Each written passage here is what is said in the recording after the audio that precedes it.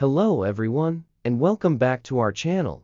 Today, we're going to dive into the world of Brazilian waxing for women with my personal hair removal and Brazilian waxing experience. Let's get started. I've had my fair share of experiences with hair removal, including Brazilian waxes. I remember getting my first one at the age of 19, and let me tell you, it was quite a shock.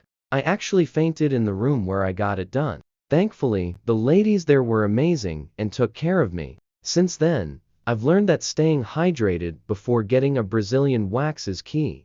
Additionally, exfoliating helps to avoid ingrown hairs. Overall, it's important to find a good place and a skilled technician who knows what they're doing. Trust me when you find the right spot. Brazilian waxes are definitely worth it. The satisfaction you feel after getting one is priceless. That's it for today's video, folks. I hope you found my hair removal and Brazilian waxing experience helpful. If you enjoyed this video, please give it a thumbs up, and don't forget to subscribe to our channel for more content like this. Until next time, take care and stay smooth.